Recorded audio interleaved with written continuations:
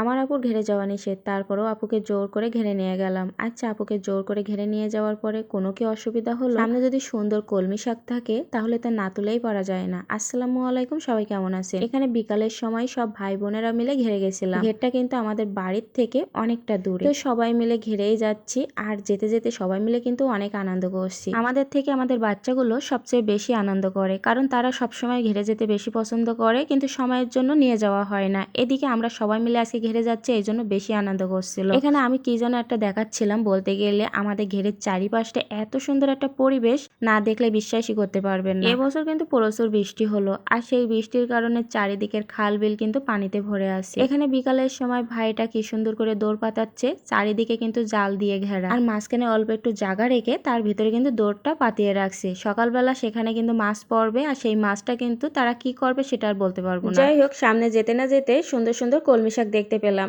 আমি ছুটে যেয়ে কলমি শাক তোলা শুরু করলাম। কলমি শাকগুলো ছিল টাটকা অ্যান্ড ফ্রেশ, পানির উপরে সুন্দরভাবে কলমি শাকের ডগাগুলো ভেসেছিল। আমি কিন্তু লোভ সামলাতে পারলাম না, এদিকে আমি তুলতে না তুলতে আমার সামনের দিকে চলে আসলো, এই জন্য টেনে এনে উপরে তুলছি। আমার দেখা দেখি আপু চলে আসলো যে কিছু কলমি শাক তোলা যাক, তো যতটুকু তুলতে পারছি ততটুকুই তুলে নিচ্ছি আমরা দুই বোন। এদিকে আনাহিতা সমস্যা করছিল, আনাহিতাকে বললাম তুমি এক সাইডে বসো, আমরা কিছু শাক তুলে নেই। আমরা যখন সাতক্ষীরায় থাকি তখন কিন্তু কলমি শাক কিনে খাই, কিন্তু সেই শাকটা খেতে তেমন একটা ভালো লাগে না, কিন্তু এই শাকটা খেতে কিন্তু অনেক ভালো লাগবে, কারণ এতে কোনো স্বাদ দেওয়া নেই। এখানে কিন্তু দুই বোন মিলে অনেক মজা করে করে কলমি শাক তুলছিলাম। সবচেয়ে বেশি ভালো লাগছিল কলমি শাকের গাছগুলো যখন টেনে উপরে তুলছিলাম, এটাই সবচেয়ে আমার কাছে বেশি ভালো লাগছিল। আর এখানে কলমি শাকের ডগাগুলো এত নরম ছিল, তুলতে অনেক মজা লাগছিল। এদিকে আনহাইতাও পাশে বসে বসে দেখছিল আমরা কি করছি, ওদিকে খালামণি কি করে সেটাও দেখছিল। আমাদের এই ঘেরটার ভিতরে কলমি শাক গাছে ভরা ছিল, প্রায় সব ঘেরেই কিন্তু কম বেশি কলমি শাক আছে। আর আমরা এই কলমি শাকের গাছগুলো যতটুকু টেনে এনে তুলতে পারলাম ততটুকুই কলমি শাক তুলে নিলাম। আরো কিন্তু কলমি শাকের ডগা ছিল, কিন্তু সেগুলো আর আনতে পারলাম না, যদিও বা আমরা বিকাল টাইমে গেছিলাম। যদি বিকালের আগে যেতাম তাহলে এই কলমি শাক